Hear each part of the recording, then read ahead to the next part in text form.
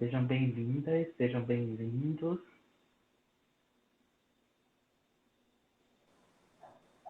Olá, Oi, tudo bem? boa noite. Noite. Que bom estar aqui Tudo com você. bem? Tudo jóia? Tudo bem. Então, gente, a gente está começando a live agora com o Perisson Dantas e o nosso tema de hoje é conectando com os adolescentes em tempo de pandemia, né? O Perisson é uma pessoa muito querida, assim, minha e da Lília, né? Nós passamos muitos momentos muito importantes ano passado juntos, né? O Perisson veio aqui para Goiânia. Acho que foram 5 encontros, né? Ele veio dar um curso para gente de psicoterapia na bioenergética com crianças e adolescentes. E foi assim, nem tem palavras para descrever o quanto foi legal participar daquele curso, quanto foi importante para a gente. Então é uma grande alegria, viu, Peterson, ter você aqui com a gente. Tá? Obrigado, querida. E eu tô É uma aqui, alegria para mim também. tá? Que bom. Eu tô aqui representando a Lilian também, que não tem como, né, ser três aqui na live. E nesse tempo de isolamento a gente está fazendo tudo virtualmente, né? A gente está mantendo a quarentena. Então, estou aqui também representando o Instituto Adolescer e ela, ok? Tudo bem. Pérez, primeiro eu quero te pedir para se apresentar, falar um pouco da sua Uhum. formação para quem está assistindo a gente. Tá. Bom, então eu sou psicólogo de formação. Eu me formei na Universidade Federal do Rio Grande do Norte, em Natal. E a minha história com crianças e adolescentes é uma história antiga, na verdade. Eu até tenho uma outra live, né, que você teve a oportunidade de assistir, que eu falei um pouquinho do brincar, né, mas eu me lembrei agora que a questão comigo com adolescentes, Nara, foi algo que despertou em mim bem cedo na graduação. Eu tive a oportunidade na época de ser bolsista de iniciação científica da professora Norma Takeuchi, no grupo de Sociologia Clínica de Natal. E lá a gente fez um trabalho muito bonito com adolescentes que estavam em situação de vulnerabilidade social. Na época a gente tinha uma vinculação com adolescentes em situação de rua, né? Crianças e adolescentes em situação de rua.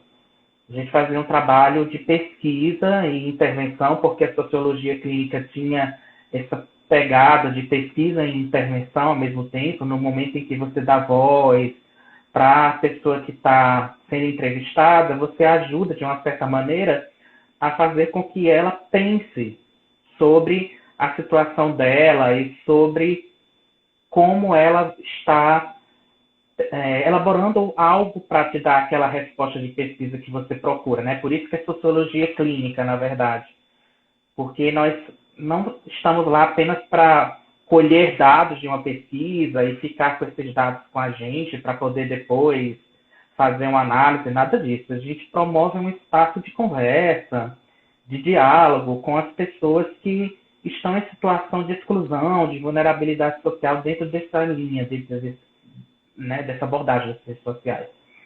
Aí eu tive a oportunidade de fazer um trabalho com adolescentes em situação de vulnerabilidade, situação de rua, na minha graduação. E no meu mestrado, eu de novo me deparei com os adolescentes, né, também em situação de vulnerabilidade. No caso, eram adolescentes que estavam morando nos principais bairros de índice social e econômico mais desfavorecidos de Natal. E a gente fez um trabalho com eles de grupo no mestrado, onde nós pudemos trabalhar o tema da família com eles. Como é que eles viviam as situações familiares dentro e qual era dentro, né, do ambiente que eles estavam, né? Então eram adolescentes, meninos e meninas de 5 bairros, né, da zona oeste de Natal, que é considerada a zona de maiores problemas em termos de condições econômicas, sociais, né? Uhum. Então a gente tinha esses adolescentes, eu montei um grupinho e nós discutíamos bastante questões de papéis familiares, gênero, concepção de família, e foi um trabalho muito intenso, muito interessante, que se configurou no meu mestrado, né, na época. A gente fez todo um percurso de estudo da questão sócio-histórica, né, da adolescência. Então, inclusive esse capítulo se tornou um capítulo de um livro, né, Infância e Juventude em Tempos de Vulnerabilidades. É bem interessante também esse livro, né, que a gente publicou, junto com o pessoal do Observatório da Infância e da Juventude de Natal. E aí, desde então, essa minha aproximação com a adolescência vem sido trabalhada na clínica, trabalhado como, né, psicólogo clínico, supervisor, e eu tenho, né, desenvolvido algumas atividades voltadas para essa questão da adolescência. Então, a minha história com o tema vai por aí, né, em termos profissionais. Né, eu também falei na live anterior, na semana passada, que o primeiro curso que eu fiz dentro da psicoterapia corporal e dentro da bioenergética foi justamente um curso voltado para a questão da análise bioenergética com crianças e adolescentes. Né? Então, esse é um tema que já vem sido alvo de minhas reflexões e de minha atenção já há um bom tempo. Então, vai ser muito bom poder conversar com você, né? E situar, né, esse momento aqui da minha trajetória, né, que eu tenho me ocupado com esse público já vai fazer um certo tempo aí. Uhum. E o que eu acho que é bem legal a gente discutir com a sua experiência, assim, vai ser muito bom, a gente pensar nas características da adolescência, né, que são naturais da adolescência, nesse momento de pandemia, né, que as coisas se agravam, né, para todos nós que já somos adultos, que já temos uma estrada aí percorrida de recursos para lidar com os nossos sentimentos, já é um momento muito desafiante, né? Imagina para os adolescentes como está sendo viver isso. Né? Sim, sim. E aí eu me lembrei, né, engraçado, né, a gente vai passeando pelas memórias, você falou da pandemia, da situação de confinamento, né?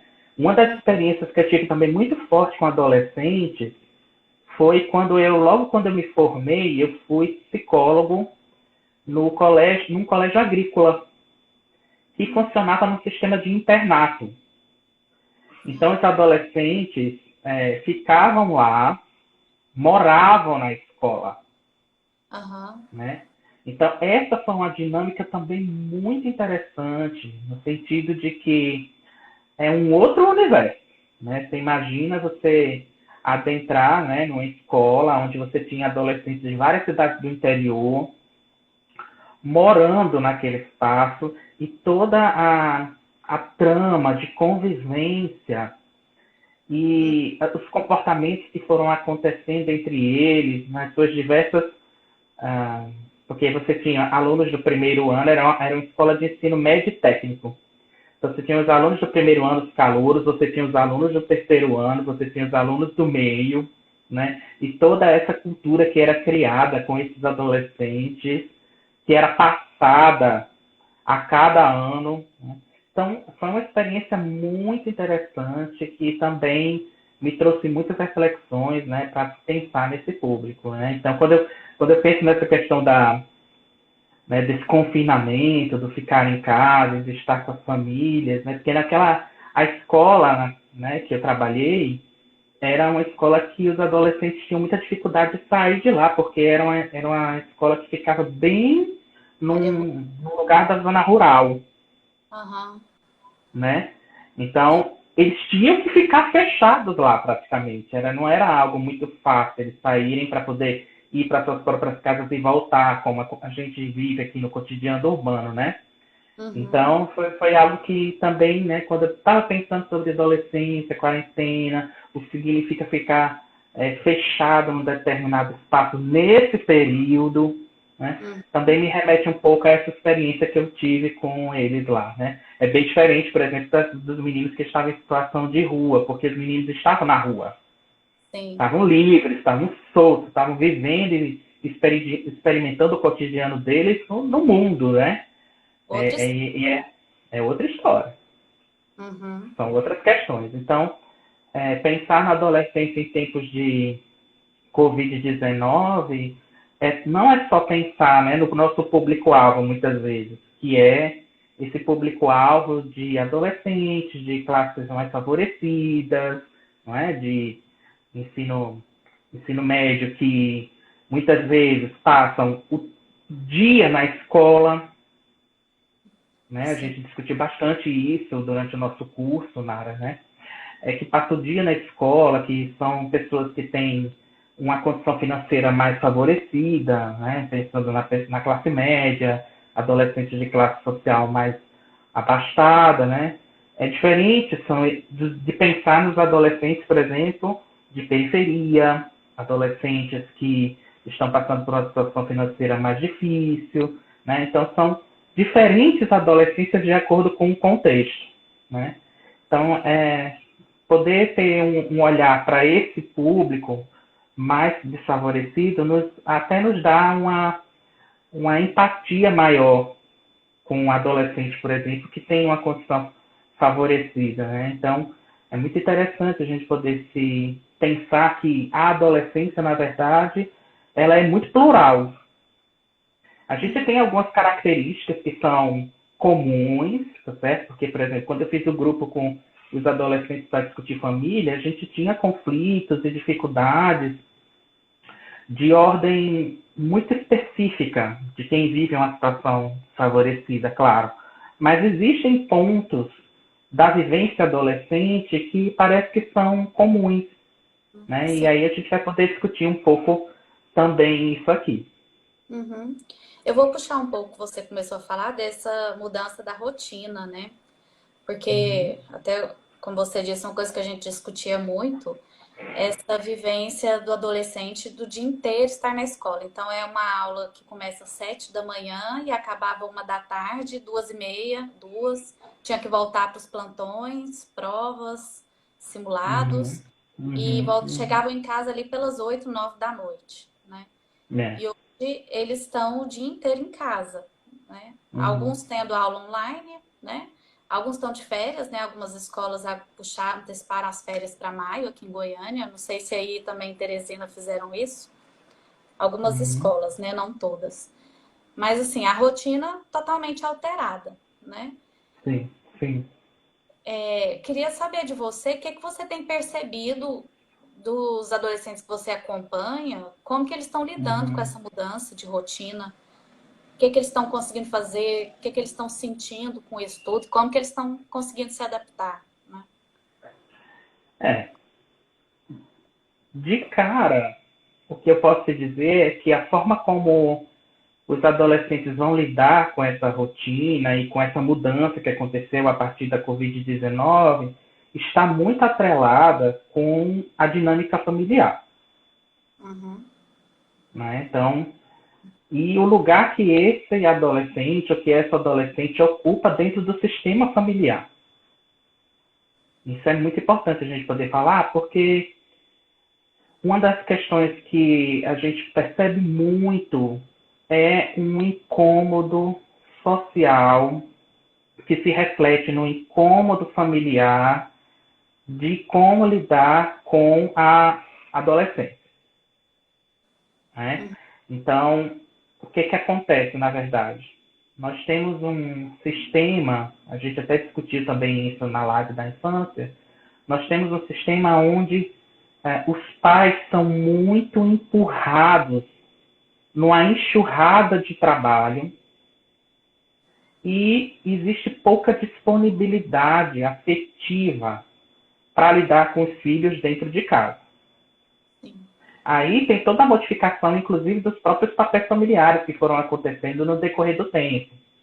Não é? Você pensa, por exemplo, de que a mulher ela ganhou um novo espaço no mercado de trabalho, né? O papel dos filhos e o papel dos pais se modificou muito. O que significa Uhum, pai também se modificou muito.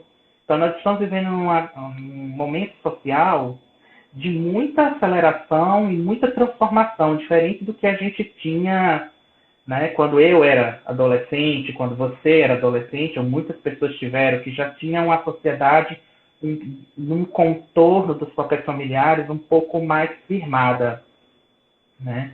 Não existia essa transformação e essa mobilidade e essa cobrança social por sucesso tão forte, tá certo? Por símbolos, né, de consumo desenfreado, como acontece hoje, né? Então, você tem uma sociedade muito diferente de que você tinha 30 anos atrás, principalmente se a gente for pensar de quando foi elaborada as teorias sobre a adolescência, que o termo adolescência vai surgir no comecinho do século XX. A adolescência ela não é algo historicamente natural. Sempre existiram, no decorrer da sociedade, a preocupação com os jovens, mas a adolescência, com essas características que a gente tem dentro da psicologia, que a gente estuda, é muito nova na história da humanidade. Não é algo que acontece durante, por exemplo, né, se a gente tem a infância e o reconhecimento do sentimento de infância a partir do capitalismo, a adolescência vem muito depois. Então, eu estou fazendo todo esse percurso histórico para a gente entender que o que acontece com os jovens hoje tem a ver com todo esse processo de transformação dos sistemas familiares e da terceirização que você trouxe, muitas vezes do cuidado que deveria acontecer no sistema familiar para o âmbito escolar. Uhum. Né? Então, quer dizer, a escola vai ganhando uma importância muito grande na vida, né, das crianças e principalmente na vida dos adolescentes.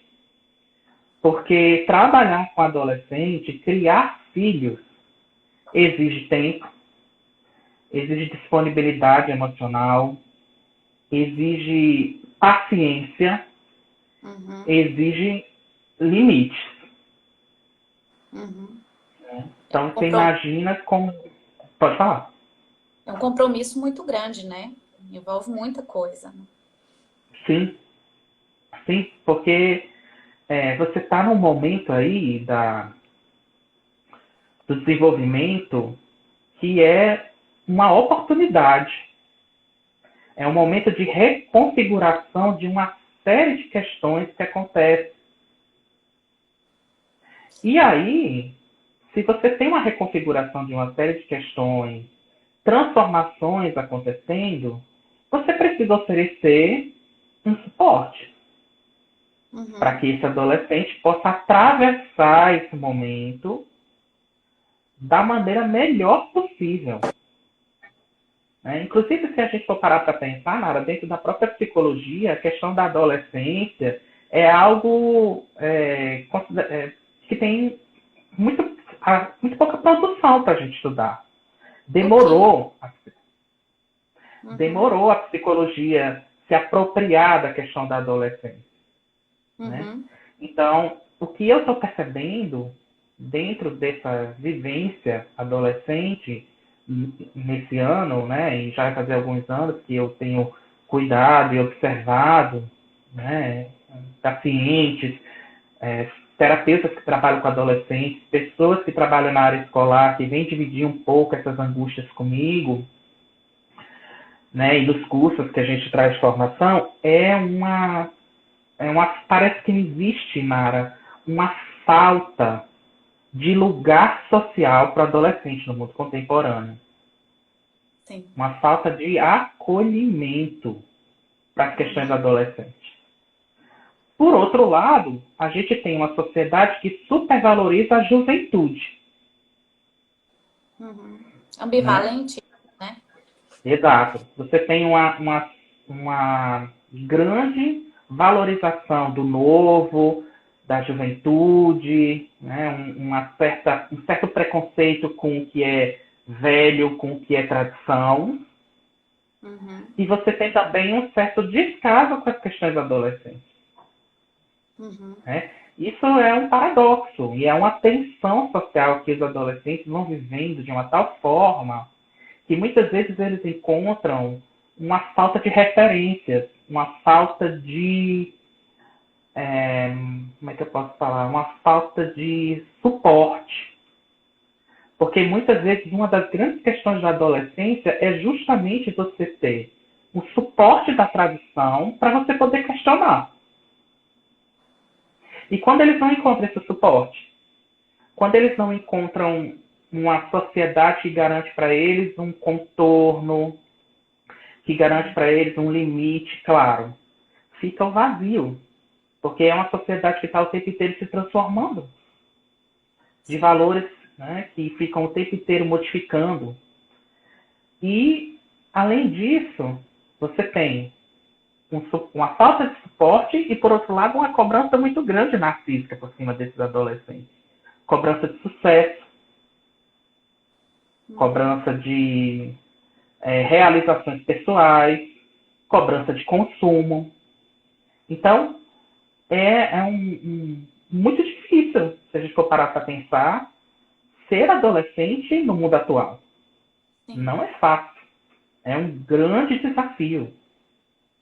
Até foi muito essa percepção disso que uniu eu e a Lilian, né? Porque a gente foi estudando e discutindo sobre a adolescência e a gente vendo assim, e tendo essa visão parecida, né? De que, gente, como eles estão sem suporte, né? Como essa falta de referência deixa o adolescente perdido. E aí é uma enxurrada de cobranças mesmo, mas são cobranças sem um chão para ele pisar, né? Não tem como ele se enraizar e sentir assim, uma firmeza, uma sustentação para conseguir lidar com isso tudo. Né? Isso. E aí, o que acontece por parte das famílias, né? Por parte dos pais? É um encontro com o estranho.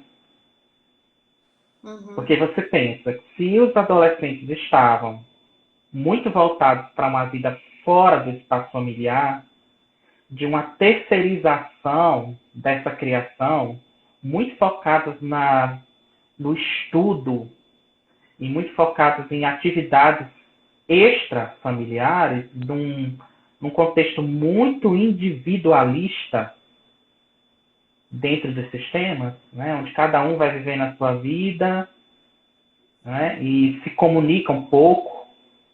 De repente vem a Covid, que coloca essa família para se encontrar. Não tem jeito de fugir. Empurra essa família para se encontrar. Uhum. O que eu faço? Né? Por isso que eu até vesti essa camisa Gremlin, né? Porque ele é fofinho, ele é bonitinho, mas se você... ele pode virar um monstrinho, né? Pode morder, pode agredir, né? Ele de fofinho vira monstro, que é um pouco essa visão que muitas vezes as famílias acabam tendo sobre os adolescentes. Né? Porque a gente ouve de muitos pais dizerem assim, ai meu Deus, como era bom quando era criança, porque eu podia ter um pouco mais de controle, as questões eram menos complexas, eu conseguia uma obediência maior. Né? Aí agora, quando entra na adolescência, vem o choque, porque você tem aí um filho, uma filha que começa a ter uma visão de mundo mais ampliada, né? Começa a questionar as coisas, começa a ter um pensamento em termos cognitivos mais racional, em princípio, racional que eu digo simbolicamente mais amplo. Né? Eles começam a ter um entendimento de conceitos mais abstratos, diferente da realidade muito concreta que acontece na infância. Você tem, e aí, junto a isso, você tem toda a elaboração emocional que acontece dentro desse período e que precisa ter um suporte para poder dar conta. Porque eu tenho trabalhado muito nas minhas lives, né, essa ideia da corregulação. A relação entre pais e filhos é uma relação corregulada. Porque como tanto as crianças e os adolescentes estão em processo de desenvolvimento, é necessário acontecer uma regulação mútua emocional. Né? Ou seja, os adolescentes eles têm uma série de questões da forma como lidar com as emoções, decorrente da própria transformação cerebral, decorrentes da transformação que acontece, né, no próprio corpo, em função da puberdade, das questões biológicas. Então, as questões, eles precisam encontrar, né, nos adultos, alguém que dê para eles nomeação, contorno, empatia, certo? Corregulação. Porque é quando, e ao mesmo tempo, isso é importante falar, porque essa corregulação não é uma repressão. Porque o que acontece muitas vezes nos sistemas familiares é uma repressão, ou até mesmo um afastamento, um desdém com as questões adolescentes. Como se as questões adolescentes fossem bobas, como se as questões adolescentes fossem sem sentido, como se as questões adolescentes, ai meu Deus, lá vem o aborrecente. Sim. Né? Os adolescentes acabam se tornando esse público que dá uma certa aversão. Inclusive nos adultos. Sim. Os Aí, próprios você dá adultos, uma quando a palestra. gente vai... pode falar. Tô Você dá falando, uma palestra. né? Fui dar uma palestra numa turma da faculdade. Eram uns 50 alunos. Eu perguntei quem que tinha interesse, né, em adolescente, a turma de último período.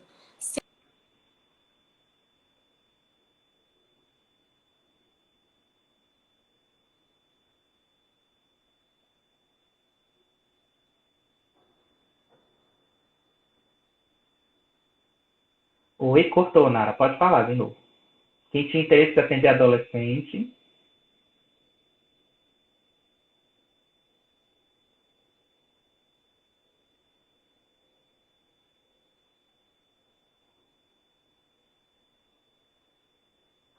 Não estou te ouvindo.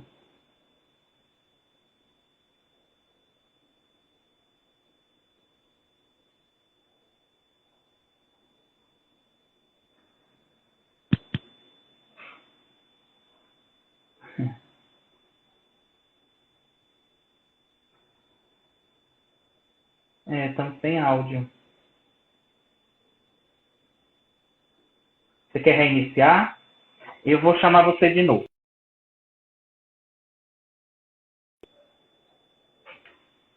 Certo. A gente vai reiniciar a conversa, né, com ela. A Alessandra ia fazer uma pergunta. Quero saber qual a opinião de vocês.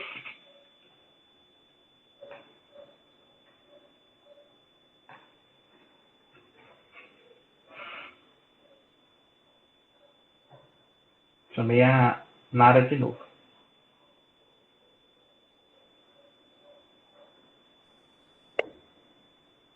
Oi, Nara, tá me ouvindo? Tá escutando? Já estou. Eu estou. O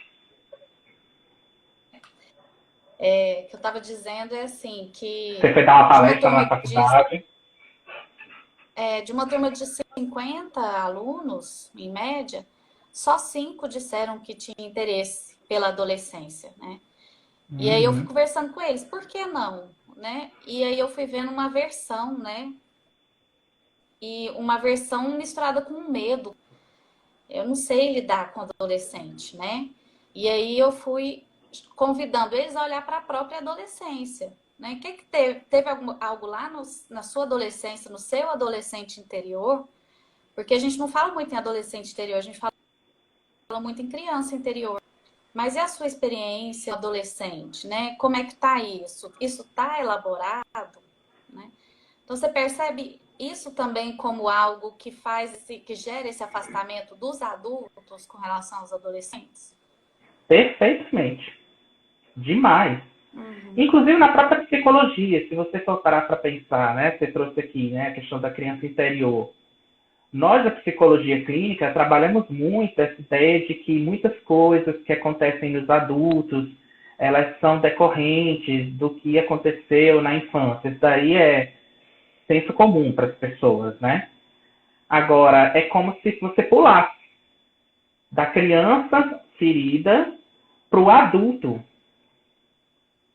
E isso é muito interessante, porque é como se a gente não desse dentro da própria clínica uma escuta para como foi que, por exemplo, a gente atendendo adultos, como foi que esse adulto passou pela adolescência. É muito importante a gente poder oferecer uma oportunidade dos adultos poderem refletir também sobre isso. Porque se você não leva em consideração essa questão, você deixa passar muitos aspectos do desenvolvimento da personalidade do adulto. Né? Então, é muito interessante, porque se a gente parar para pensar, por que é que a adolescência se torna alvo de tanta aversão? Porque nós temos muita dificuldade, certo? De lidar com a repressão que nós vivemos nesse momento do nosso processo, né, de desenvolvimento. E aí é uma repressão que não é só individual, ela é uma repressão social. A sociedade, ela sempre se preocupou, como eu falei para você, né, com a juventude. E ela sempre se preocupou com a juventude em dois aspectos. Ou no aspecto da agressividade, ou no aspecto da sexualidade. Porque a sociedade ocidental sempre percebeu como é que os jovens tinham muita energia.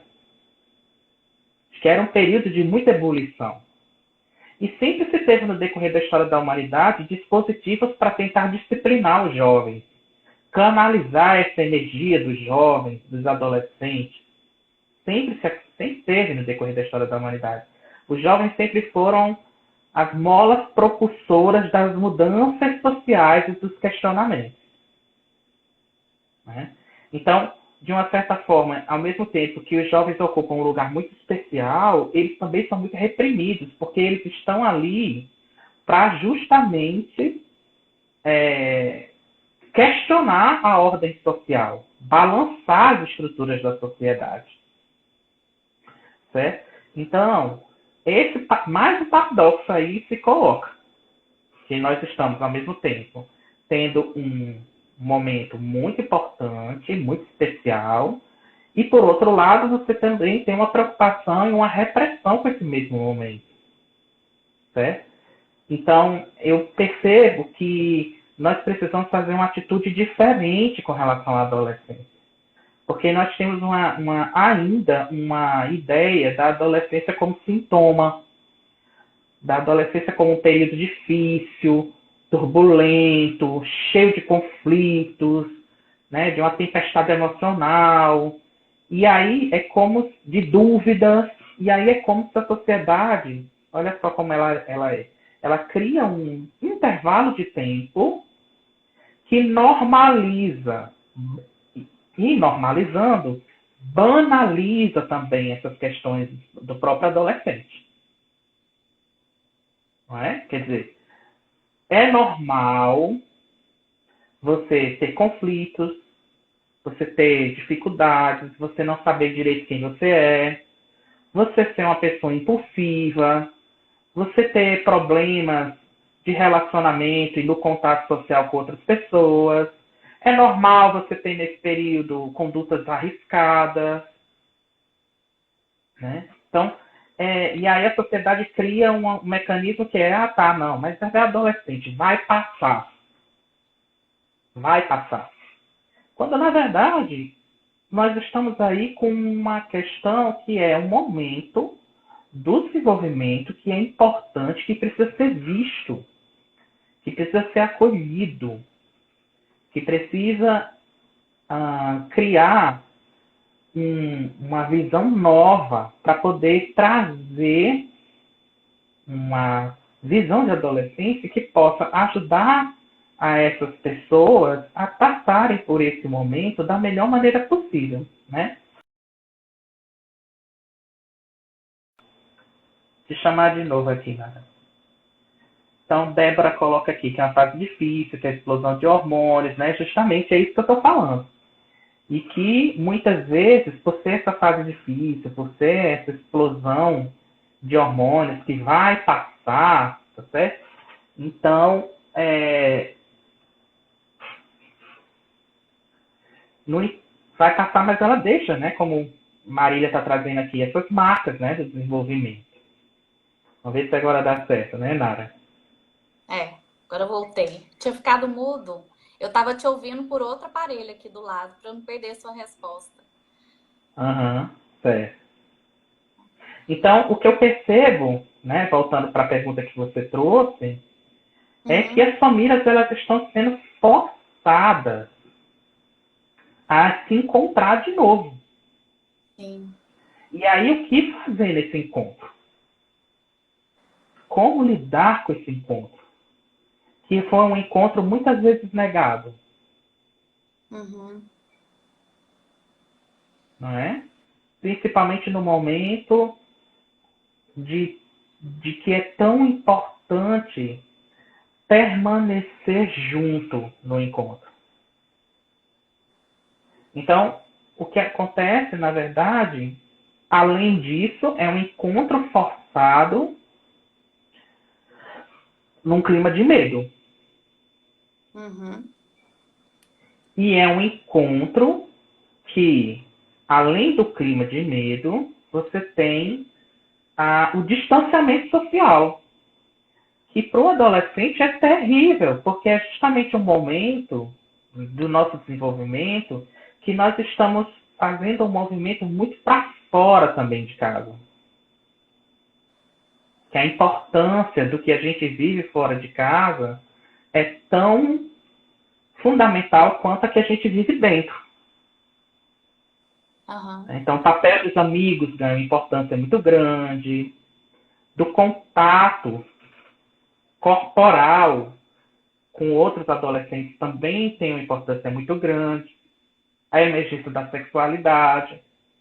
Então, traz um elemento de um estresse muito maior para essas questões, porque além de eu ter que lidar com todo o medo, com toda a dificuldade, com toda a quebra de rotina que eu vivia, eu ainda tenho que lidar com as minhas próprias questões internas e lidar com as questões familiares próprias que estão acontecendo dentro de cada espaço. Então, assim, é claro que a gente vai viver uma situação que pode ser muito mais estressante. Sim. Né? Nós estamos vivendo uma situação onde é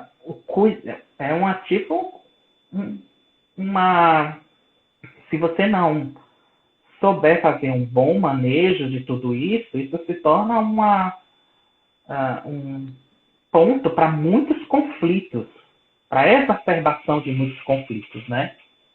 Sim. E acaba que esse retorno, né, a convivência em casa, que pode estar aí sendo muito conflituosa e está sendo muito difícil para muitas famílias, se torna também uma oportunidade, né, Pérez? Uma oportunidade de uma retomada dessa relação, de conseguir fazer algo com isso que vá trazer uma maior intimidade entre pais e os filhos também, né? Sim. Sim, e aí entra a questão que a gente estava falando da negação. Porque para que eu tenha uma facilidade maior de criar uma empatia com o adolescente, eu preciso entrar em contato com o adolescente que eu fui. Porque acho que uma das coisas que é importante a gente falar, que muitas vezes acontece em algumas famílias, principalmente em decorrência dessa falta de suporte e do questionamento dos valores do sistema capitalista, é assim, uma confusão de papéis. Quando a gente fala, a gente precisa entrar em contato com o adolescente que a gente não significa dizer que a gente se torna adolescente como eles. Que é o que, infelizmente, acaba que muitos pais fazem isso. Né? Então, como uma forma de me aproximar do adolescente, eu vou criando um jeito também meio adolescente de lidar com a questão, como se nós fôssemos iguais. E aí, isso para o adolescente é sentido como uma confusão. como dentro da teoria sistêmica, a gente chama de de fronteiras difusas, né? E de uma confusão na hierarquia geracional. Porque os pais, os adultos, eles precisam ocupar o lugar da hierarquia geracional. Eles precisam ocupar o lugar de quem pode dar suporte para eles e, ao mesmo tempo, né? Porque, de novo, a gente volta para o paradoxo, que é conter, que não significa reprimir, de novo. Uma coisa é você reprimir, punir. Outra coisa é você conter toda essa ebulição emocional, energética que acontece na adolescência. Certo? Porque o nosso papel enquanto adultos é conter e estimular. Né? É um movimento assim, juntar, empurrar e voltar se necessário. Parece um par, Peterson. Não deixa de ser, né? Porque quando a gente entra na adolescência, nasce, né? A gente está vivendo o tempo inteiro questões de morte e renascimento. Né? Morte e renascimento. Então, por exemplo, quando a gente entra na adolescência, tem uma criança que vai sendo deixada para trás. O corpo da criança, a visão que essa criança tinha desses pais gigantes, imensos, né? Muito poderosos, né? E que quando você se torna adolescente, literalmente seu corpo cresce e fica do tamanho do corpo dos seus pais. Às vezes até passa, né? Então. E aí, não tem jeito. O adolescente vai crescendo e ele vai mudando a visão que ele tem dos pais, ele vai mudando a visão que ele tem dos adultos. Né? E aí, o que acontece? Nós, enquanto adultos, precisamos trazer, tá certo? E acolher esse luto, acolher essa perda, né? Entender como é difícil mesmo sair do lugar da criança, porque muitas vezes aí entra a questão dos pais, né? De também elaborar esse luto. Porque muitos pais acabam trazendo para esse adolescente essa falta da criança que existia lá atrás. Que era mais fácil de lidar, era mais fácil de dominar. Não é? Então, os adolescentes ficam muitas vezes capturados nesse lugar da infância porque por dois motivos. Primeiro, porque muitas vezes o adulto não consegue suportar, certo? Porque, afinal de contas, estar lidando com o adolescente é lidar com uma emergência da sexualidade, da autonomia, do questionamento. Né? Então, que são questões nossas de forças nossas, né? De transformações nossas que tocam profundamente a cada um de nós. Como é que eu lido com a minha autonomia? O adolescente vai o tempo inteiro nesse paradoxo, nesse conflito. Eu sou autônomo, mas ao mesmo tempo preciso muito. Eu quero ir para o mundo, mas ao mesmo tempo eu não quero perder minha casa. Eu tenho o social, mas ao mesmo tempo a família também é importante. Né? Então, de novo, é aquilo, né? Contenção, jogar para o mundo e voltar. Conter, joga para o mundo e volta. É isso. Esse é o movimento do adolescente. Né? Então, tem um movimento por parte dos pais, que muitas vezes é difícil de elaborar esse luto da criança que se foi. E tem o movimento do próprio adolescente, que muitas vezes, né, quando ele se percebe nas suas próprias transformações, dependendo também da forma como isso é vivenciado no social e nas relações, se tornar adolescente se torna perder carinho, né? Assumir responsabilidades, que não tinha antes, tá certo? Perder esses pais idealizados da infância, enfrentar o mundo, né, e os desafios que o mundo se coloca de uma outra forma, né? Poder elaborar um projeto de vida que faça sentido para eles. E aí entra a questão da escolha profissional, que muitos deles acabam muito perdidos nisso, né? E se a gente for parar para pensar, Nara, na questão da escola, se a gente pensar hoje qual é o sentido para os adolescentes estudar. Você fala hoje, em tempos de pandemia? Pois é. Não, e antes da pandemia mesmo. Qual é o sentido de ir para a escola? Eu ando recebendo muitos adolescentes que trazem exatamente isso, a angústia de ir para a escola. Não tem sentido naquilo ali. Hoje a escola não é mais a fonte principal de informação para os adolescentes. Os adolescentes têm informação bombardeada a toda hora na mídia, na internet, no YouTube. Eles têm muito acesso à informação. A grande diferença... Como é? E no sistema educacional que é tão conteudista, né? Porque não se ensina muita coisa na escola além do conteúdo em si, né? Exato. E quando, na verdade, muitas vezes os jovens passam o dia inteiro numa escola, muitas vezes desconectados do próprio conteúdo, desconectados do próprio corpo. Né? Você imagina você passar 7 horas da manhã e você voltar para a escola 9 horas da noite, para você ainda chegar em casa, tomar um banho para fazer as tarefas. Nossa. É um absurdo. Entendeu? Então, a escola, isso, ao invés de trazer a escola como mais um ambiente de acolhimento, a escola se torna cada vez mais aversiva e controladora da subjetividade dos adolescentes. Muito controladora. Sim.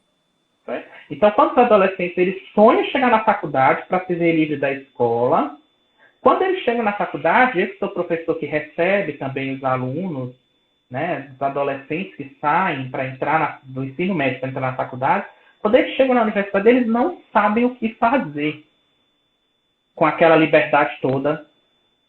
Não sabem pensar, não sabem ler criticamente um texto, não sabem. Não sabem. É como se a universidade fosse um espaço também que se perdesse. E aí também fica desconectada. Porque, de novo, fora do espaço escolar, eles têm acesso a informações que são ministradas de uma maneira muito mais atraente, cheia de conteúdos visuais, cheia de criatividade, né? Cheia de outros elementos. E aí, muitas vezes, os professores também ficam perdidos nisso, por exemplo, nessa questão das aulas virtuais, né? Os professores estão se descabelando, coitadas, para tentar trazer esse adolescente para aprender algo via internet para as pessoas que têm acesso, né? Esse tipo de mecanismo. E aí, muitas vezes, a angústia dos professores de dizerem, eu ouço muito dizerem assim, Pearson, eu agora estou tendo que me virar para me tornar youtuber.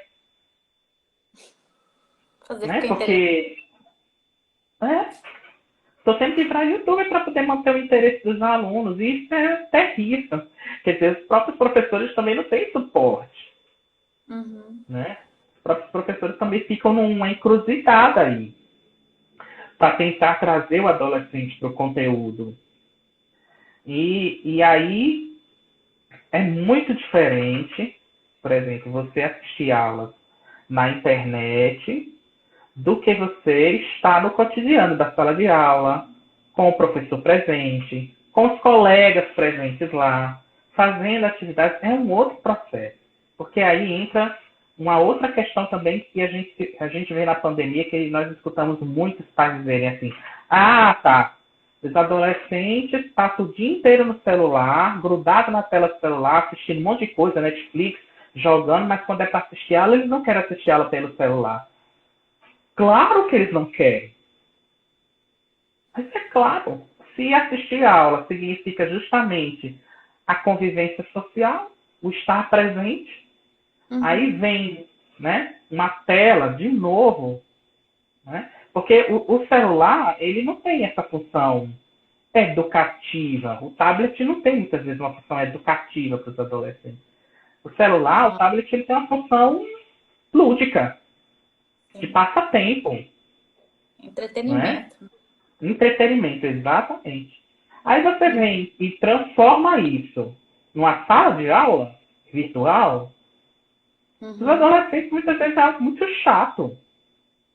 Sim. Entendeu? Não tem a mesma dinâmica da escola. E ainda tem uma outra questão, que eu até também abordei numa outra live quando eu falei sobre crianças, que é a questão de que muitas vezes, quando você tem um tablet, um celular, os pais precisam acompanhar. Aham. Né? E aí, de novo, os pais precisam acompanhar, precisam chegar mais perto, precisam gerenciar, precisam ajudar. E qual é a disponibilidade dos pais de fazer isso? Tendo em vista que muitos deles deixam os adolescentes muito sozinhos na hora de estudar, na hora de fazer as tarefas. De novo, reforça a situação de que é uma condição chata, que é uma condição de isolamento, de que é solitário estar ali, né? Porque, por exemplo, se eu estou dando aula virtual, né, eu tenho um grupo, tá certo? Um grupo, por exemplo, no Zoom, né? Eu tenho um grupo, eu vou discutindo com as pessoas, por isso que a aula muitas vezes se torna interessante. Que é um grupo pequeno, eu vou discutindo com as pessoas e vou trazendo uma construção que faz com que a aula se torne bacana, interessante. Agora você imagina um vídeo que foi preparado por um professor para o aluno assistir durante 20, 30 minutos um determinado conteúdo, sem interação com a tela necessariamente. Cansativo, né? Então, esses são os desafios. Tem uma questão que eu fico pensando, que eu tô sentindo em mim, e fico pensando como é que tá isso nos adolescentes também. Que como tá sendo tudo na tela, isso é muito cansativo. Cansa a gente, Sim, porque é o tempo todo o foco, nosso foco de visão tá restrito, né? A gente tá vendo parede atrás da tela. Então, sim, você tá trabalhando, você tá estudando, você tá na tela. Aí a hora que você vai descansar, fazer alguma coisa, você vai assistir um filme, uma série, seu olho tá na tela. Então, assim, e o resto do sim. corpo? É como se a gente estivesse agora com uma. É como não, nós estamos, né, com uma superestimulação mesmo, nessa parte mais mental, e o resto do corpo está ficando mais esquecido, né? A gente está tendo muita Exato. possibilidade. Se a gente não criar isso de uma forma disciplinada, né? A gente fazer exercícios, meios corporais em casa, também está ficando uma sobrecarga muito grande, né? Sim. E aí também tem uma questão, né? Porque se a gente pensar, né, Nara, muitas vezes a gente fica nessa questão do estabelecimento de rotina, de como é que a gente pode criar um cotidiano para os adolescentes dentro disso. Né? E aí, de novo, existe um limite muito tênue entre impor alguma coisa Uhum. e negociar continuamente questões com eles. Sim. Né? Uhum. Porque crianças e adolescentes aprendem também muito pelo exemplo. Uhum. Então, muitas vezes, os pais querem impor determinadas rotinas para os filhos, mas eles mesmos não cumprem as rotinas. E isso em adolescentes é muito forte. Porque os adolescentes são os primeiros a dizer. Ah, engraçado. Isso eu lembro demais. Quando eu fazia um grupo com adolescentes de bairros periféricos, né? Do meu mestrado, que uma das grandes brigas que as meninas tinham com as mães delas era que as mães não queriam que as meninas engravidassem. Então, as mães queriam que elas estudassem, tá certo? As mães queriam que elas estudassem.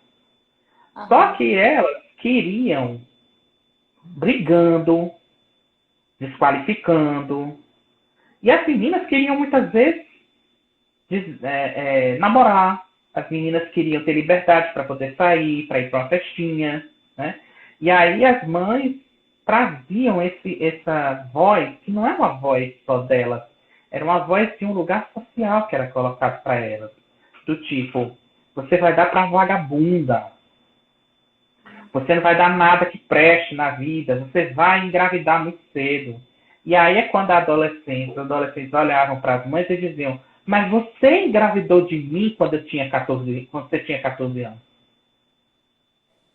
Quando você tinha 15 anos. E você era igual a mim.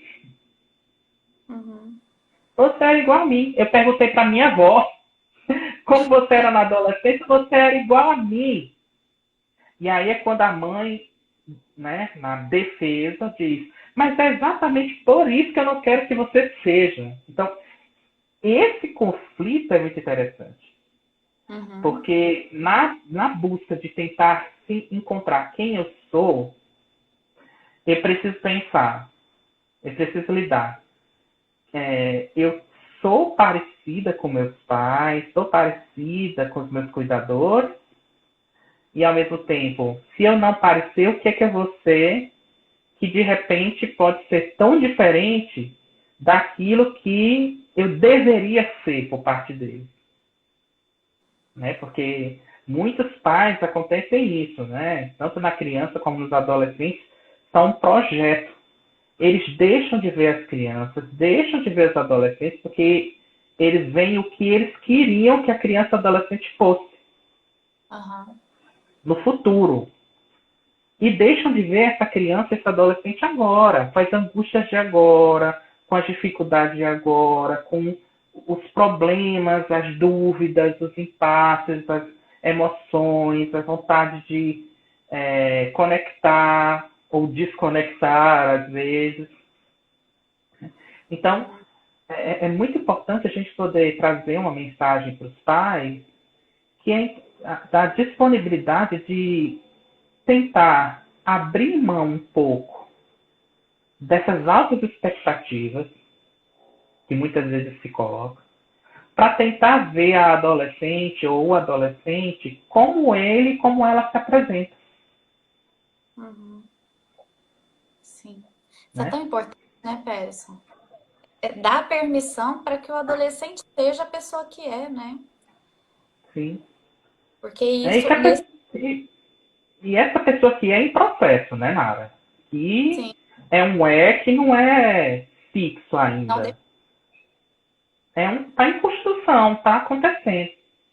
Então, muitas vezes, com o ser humano, quando ele fica tão ansioso para lidar com uma resposta fixa e atribuir a pessoa na determinada caixinha de expectativa, que esquece de abrir a possibilidade de ver a pessoa como um processo, principalmente na adolescência, que está em reedição, em reelaboração de uma série de questões. Entende? Sim. A live vai acabar e aí a gente vai começar de novo daqui a pouquinho. Ah, tá. Ela fecha tá? sozinha? Porque ela fecha. Ah, não sabia. Né? Então tá. Ela fecha com 1 hora. Já tá 1 hora que a gente já tá conversando, viu? Voou o tempo. Agora já. Né? A gente volta já já. Continuar. Continuem comentando, continuem fazendo as perguntas, tá, pessoal? Estamos aqui para somar, para dialogar. Lá voltamos. Voltamos. Peterson passou uma pergunta aí para trás, que eu até anotei aqui, quero retomar ela, não lembro quem foi que perguntou. Mas ela Aham. está perguntando se os adolescentes vão para a escola levando suas vivências, seus conflitos, e muitas vezes os professores não sabem o que fazer com esses conflitos, né? Sim. E a situação vai só se agravando, porque é mais um espaço que o adolescente chega e tem pessoas que não estão preparadas para dar o acolhimento e a ajuda que eles necessitam, né? Então, se você puder Uhum. falar um pouquinho sobre isso também, sobre essa relação de adolescentes e escola. Uhum. Então, eu acho que, primeiro de tudo, os professores eles já têm muito para dar conta, não é? Uhum, Eles têm um monte de conteúdos, planejamentos, têm muitas vezes que trabalhar em várias escolas ao mesmo tempo, com vários alunos. Muitas vezes eles nem lembram o nome dos alunos, porque é tanta gente que eles têm que é, lidar para poder, inclusive, ter um mínimo de salário digno para viver no mundo de hoje. Então eu tenho muita empatia com os professores, Nara, porque uhum, não é fácil essa tarefa no mundo atual. É uma tarefa muito árdua, muito difícil. Eu acho que essa sensibilidade também tem muito a ver por eu também ser professor, então acaba que aham, eu vou chegando muito sim, perto desse universo dos professores. Mas uhum, eu acho que o primeiro ponto para a gente refletir é assim: eu estou disponível para um contato mais pessoal, mais emocional com os alunos? Esse é um ponto. sim, Eu, e como é que é para mim trabalhar com adolescentes? uhum, Existe uma. Porque muitas vezes os professores eles estão lá, mas muitas vezes eles nem queriam estar ali trabalhando com adolescentes. Eles estão porque foi uma oportunidade que surgiu, aconteceu, me colocaram aqui. Muitas vezes os próprios professores não tiveram essa sensibilidade, essa educação dentro da graduação para as questões específicas dos adolescentes. uhum. Por exemplo, quantos professores tiveram a oportunidade de estudar, porque muitas vezes eles até estudam psicologia, mas eles estudam aquela psicologia geral, que não tem nada a ver com o A que realidade. é exato da sala de aula. Uhum, Que não tem nada a ver com a realidade da sala de aula. Então, tem todos esses contextos, esses atravessamentos que muitas vezes dificultam a possibilidade dos professores estabelecerem uma empatia com os adolescentes. Então, aí entra o nosso papel na psicologia. Entra o papel, por exemplo, do Instituto Adolescer, né, de uhum, promover espaços de acolhimento também para os professores. sim, Porque não é fácil. Não é fácil. uhum. Não é fácil cuidar dos educadores. Acho que a gente precisa ter essa visão maior, né, do campo mesmo, para poder entender que não tem um vilão, né? E que, na verdade, todos precisam desse acolhimento e de uma ajuda para que a gente consiga caminhar de uma forma melhor com os adolescentes, né? Exato. Então, muitas vezes a gente precisa dar o espaço para os educadores, para os professores, poder falar um pouco das dificuldades, das angústias, das preocupações. Porque uma das formas que esses professores acabam lidando com isso é, de novo, colocando uma barreira, afastando. Né? Aham, Eu tive fiz um trabalho uma vez com a professora, que a professora disse que ela não se misturava com os alunos,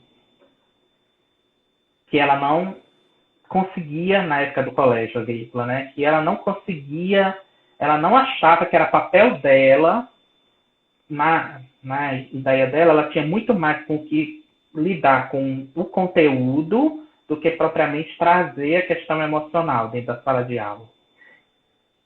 né? Então, ela era aquela professora que ela entrava, dava o seu recado e ia embora, Uhum. né? Enrijecida. Que era uma forma dela se defender da questão.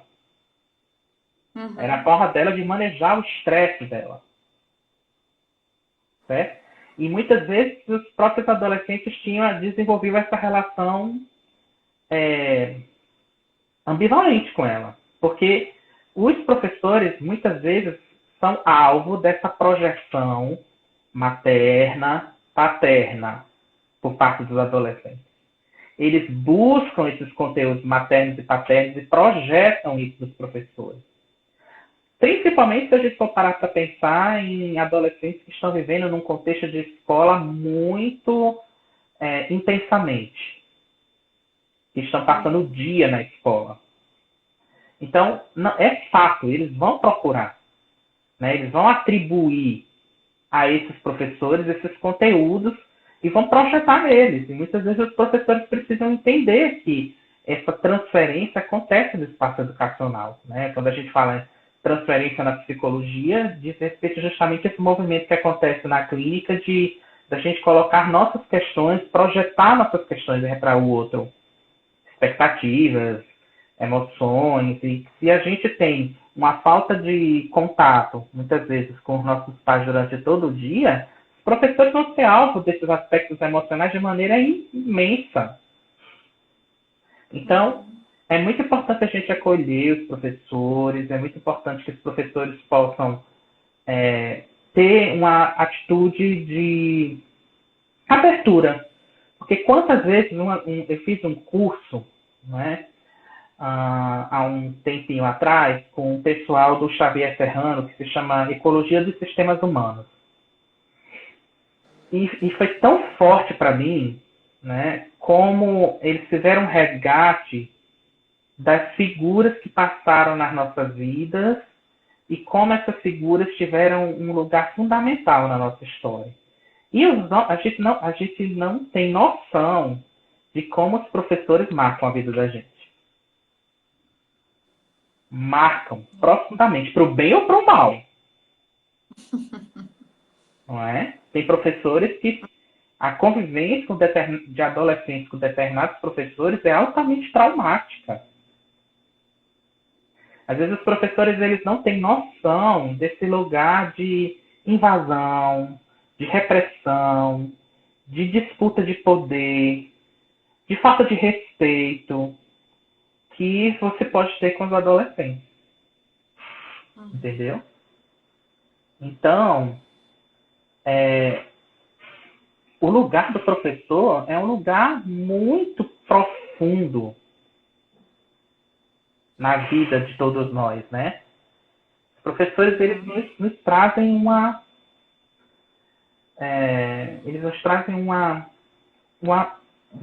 marca muito forte. E também é algo que a gente precisa conscientizar os professores. De como eles estão no lugar de trazer uma influência emocional por parte desses adolescentes nesse momento de desenvolvimento, que é muito importante, que inclusive pode definir muitas vezes o futuro deles, por exemplo, profissional. Quantos adolescentes vão buscar escolhas profissionais querendo se identificar com os professores? Quantos adolescentes, por exemplo, deixam de estudar? Eu queria muito fazer a área de ciências exatas, mas eu não consigo porque eu tive uma relação muito ruim com a matemática, que não é necessariamente a matemática, mas com uma relação ruim com o professor de matemática, com a professora de física e assim sucessivamente. Porque a gente sabe que o aprendizado ele precisa ter um aspecto emocional que dê sentido. A aprendizagem significativa é uma aprendizagem que une conteúdo e afeto. Uhum. Então, aqueles professores que a gente gosta, que a gente se sente respeitado, que a gente se sente acolhido, que cria um clima bacana dentro da sala de aula, são professores que despertam o interesse dos alunos para aquele conteúdo de uma tal forma que eles aprendem, eles fluem de uma maneira mais tranquila no que diz respeito à escola, né? Agora, você imagina aí tudo isso perdido nesse espaço da internet. E aí é difícil, é um desafio. É um desafio, é algo que a gente precisa lidar. E é interessante, porque eu estava assistindo também uma live com a Julieta Jerusalinski, que ela fala muito sobre a questão da adolescência, e ela trouxe que, ao mesmo tempo que é um desafio, nós precisamos trabalhar com os adolescentes a necessidade de que eles estão vivendo um momento histórico, né? Um momento difícil, muito difícil, mas é um momento histórico que eles vão poder contar, registrar, elaborar. Então é muito importante a gente poder criar espaços para os adolescentes falarem, elaborar, que eles possam compartilhar essas angústias, compartilhar as dificuldades. E aí a gente precisa usar, sim, a internet a nosso favor. Né? Então, talvez uma saída, Nara, nas escolas seja criar possibilidades dos adolescentes se encontrarem em pequenos grupos dos próprios colegas para conversar. Que não seja conteúdo, mas conversar. Possibilidade de compartilhar, né? O que estão passando, experiências. Sim. Poder ver o rosto dos colegas, não conversar, porque eles já conversam entre si nos grupinhos de WhatsApp, ficam fofocando lá, né? Ficam trocando um monte de coisa, de informação, ou então eles vão, por exemplo, né, fazendo ligações duais, né? Ou então, no máximo, 4 pessoas. Isso é uma coisa. Outra coisa é você, por exemplo, criar uma plataforma para que os adolescentes conversem em grupo de 15 pessoas, de 20 pessoas, com a mediação de alguém da psicologia ou de algum professor que desenvolva uma tarefa em grupo e que eles possam conversar um pouco sobre essas dificuldades que eles estão passando a partir, né, do processo da pandemia. Né? O próprio processo da pandemia, você pode trabalhar geografia, você pode trabalhar história, você pode trabalhar biologia, você pode trabalhar tanta coisa para ampliar o conhecimento. Né? Essa equipe de psicologia escolar tem um trabalho muito importante que eles podem desenvolver, né? Porque, na verdade, a questão da adolescência é uma questão que remete à necessidade de trabalhar com grupos. Não tem jeito. Inclusive dentro da própria clínica, né? Eu trabalho muito isso. Trabalhar com adolescente, quando você trabalha muito dual, funciona, tudo bem, mas é muito diferente de quando você trabalha com adolescente em grupo. Sim. Trabalho de grupo com adolescente é um trabalho muito mais potente, onde eles têm uma resistência muito menor.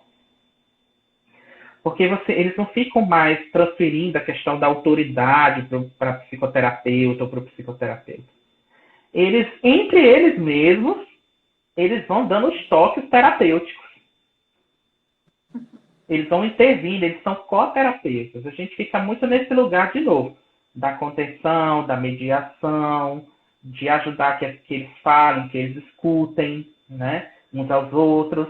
Mas o nosso papel enquanto terapeuta num trabalho de grupo é um papel bem menos pesado transferencialmente do que um papel numa terapia individual. Entende?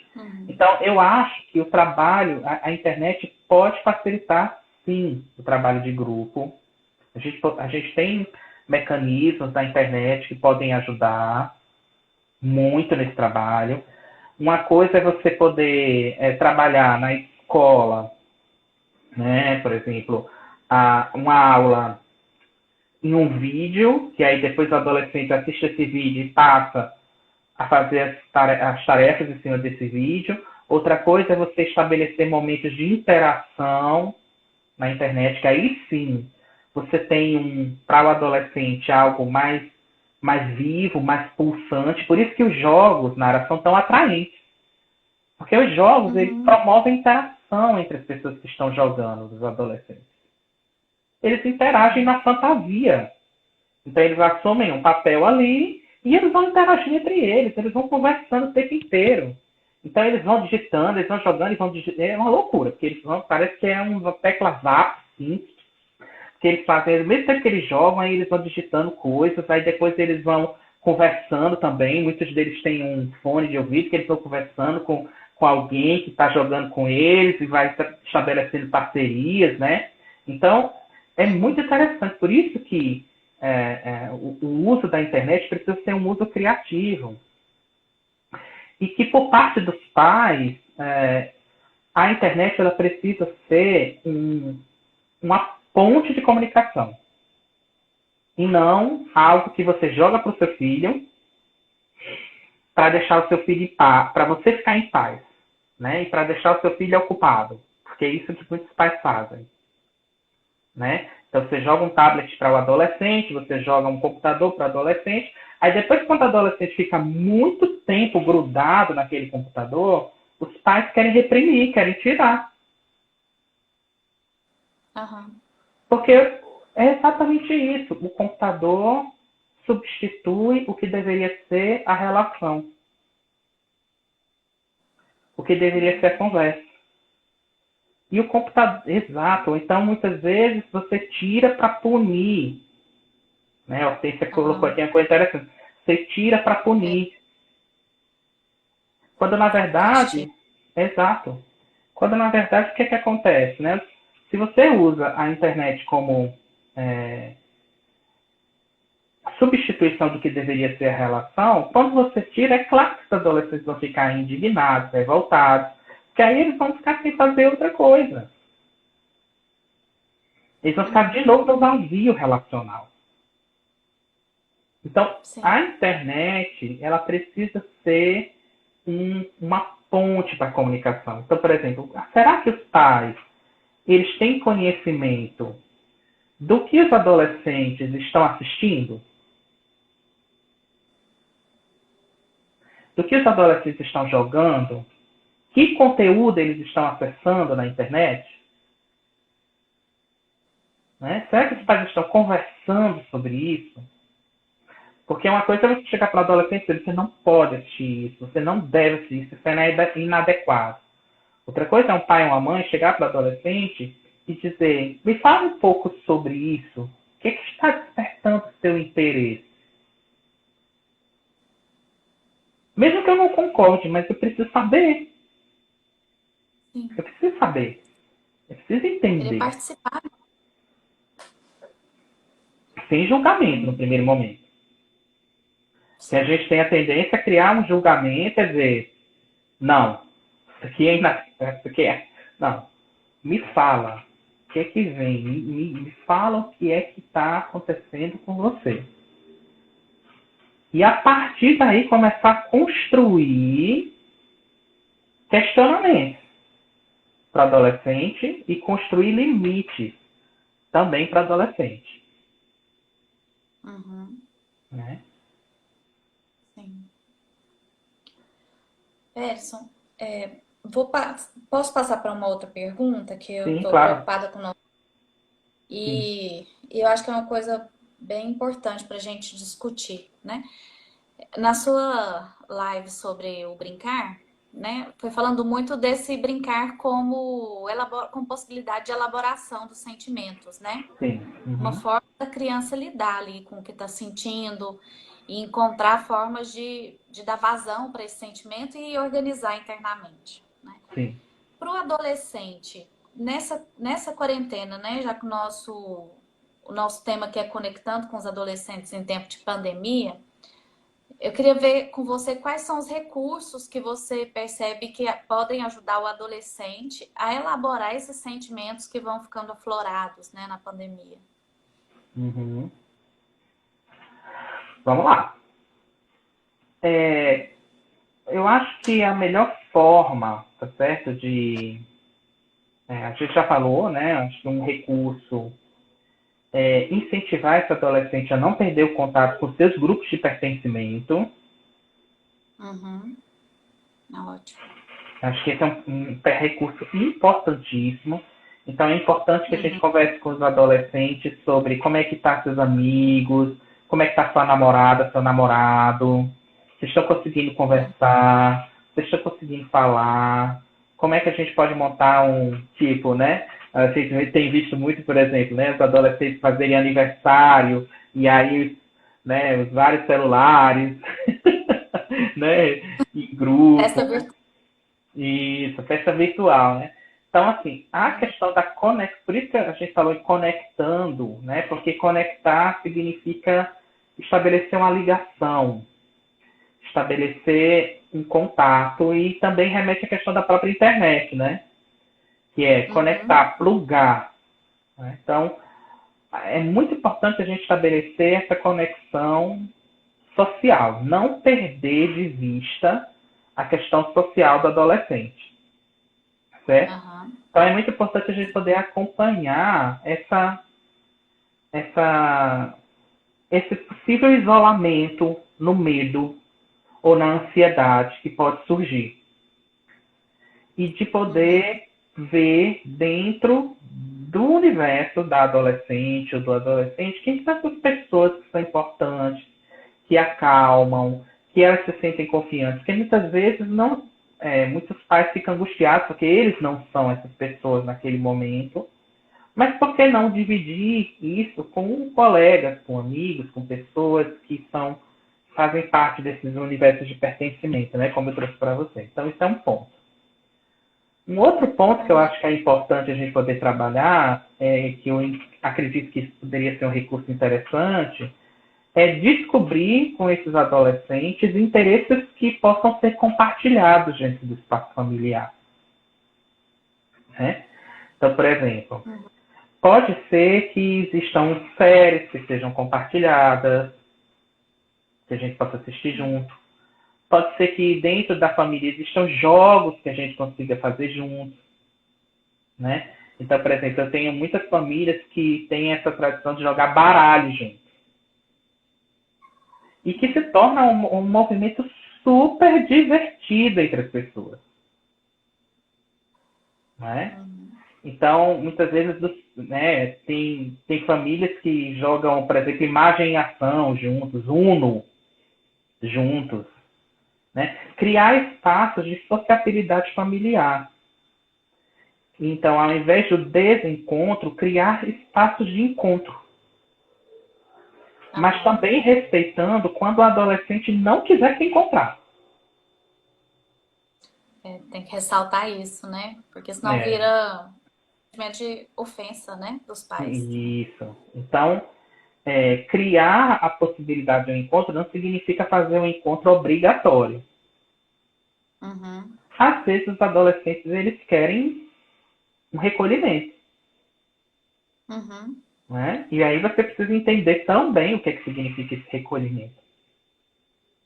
Porque o tempo inteiro a gente está lidando com o me aproximo, me afasto, e volto e me afasto. E esse ir e voltar, muitas vezes é a reedição do que aconteceu também na infância. É um padrão que foi aprendido lá atrás. Então, o adolescente ele não muda radicalmente de comportamento.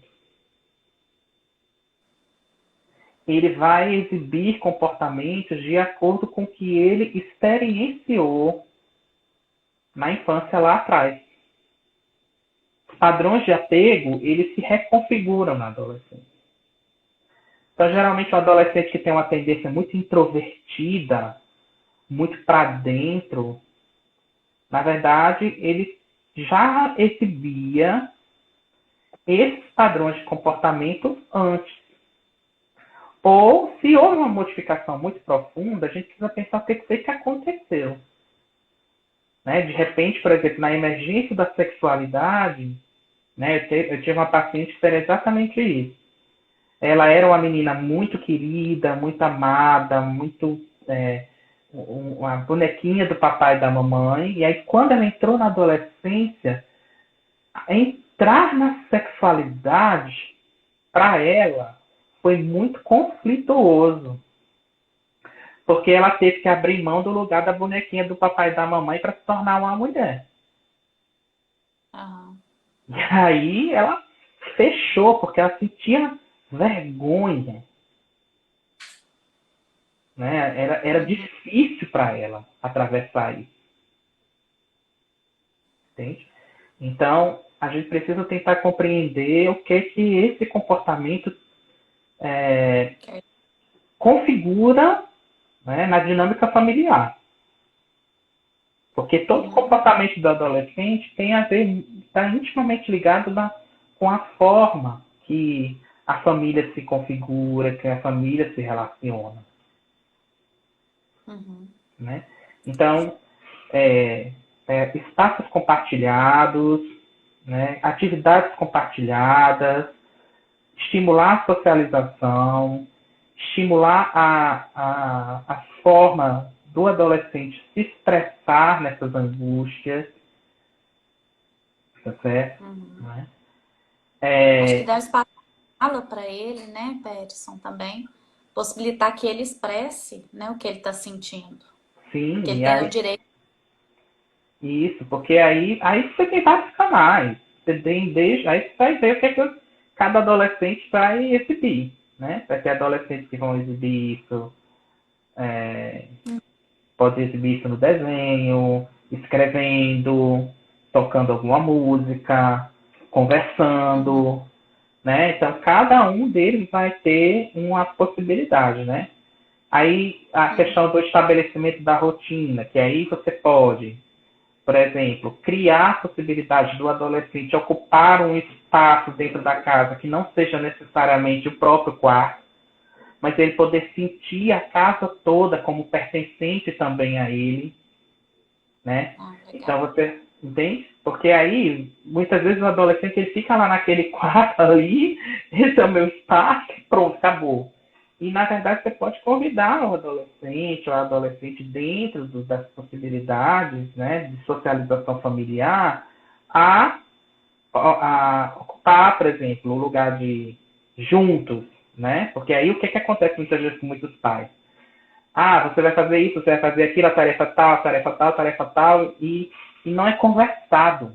Não é conversado. De novo, é a questão da imposição, ao invés da negociação e da conversa.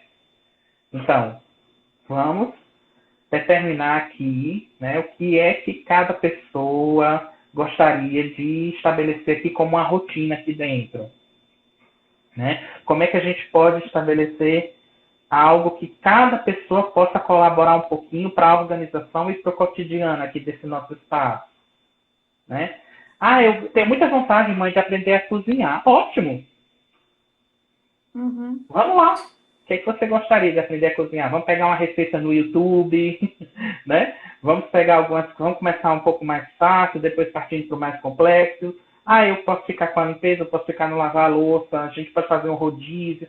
Então, assim, é um momento de estabelecer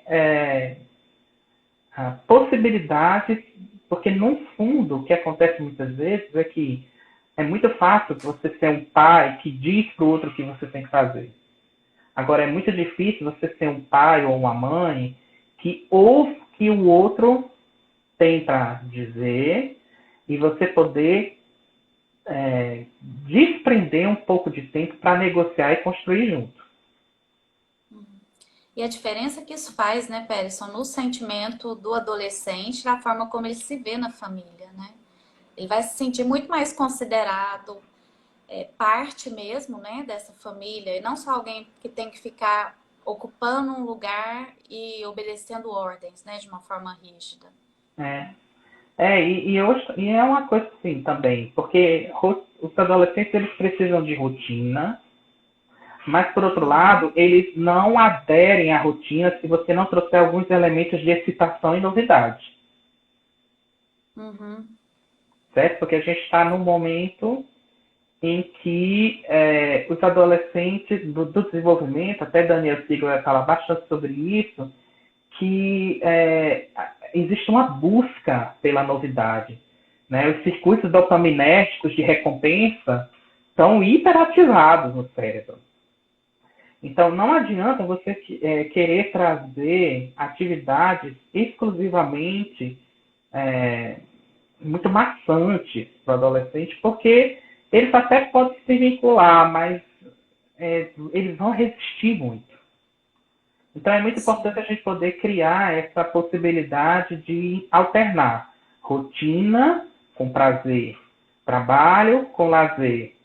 E isso aí a gente faz a vida inteira, né, Nara? Se a gente fica o tempo inteiro só trabalho, trabalho, trabalho, coisas para responsabilidades para assumir. Se a gente não tem uma compensação no prazer, a gente vive uma vida muito sem sentido. Uhum. Né? Aí tem algumas pessoas comentando aqui, vou ler alguns comentários, né? Sim. Os pais hoje em dia não têm essa escuta atenta dos filhos. Uhum. Penso que é o principal ponto, pais que não negociam, aprender a cuidar do espaço coletivo, no caso ambiente familiar, numa rotina colaborativa, criativa e prazerosa. É isso. E todos esses comentários se referem ao que você estava dizendo, que mostra respeito, né? Respeito pelo adolescente. Respeitar o adolescente não quer dizer abrir mão da hierarquia, né? Acho que esse é um ponto assim, fundamental. Os pais entenderem que você não está abrindo mão da sua hierarquia, do seu lugar de pai e mãe, se você der possibilidade para o seu filho de fala. Né? Exato. Exatamente. E é a possibilidade, inclusive, de dizer não, de lidar com a frustração, de suportar a frustração do filho, porque isso também é muito difícil para alguns pais. Suportar a frustração do filho.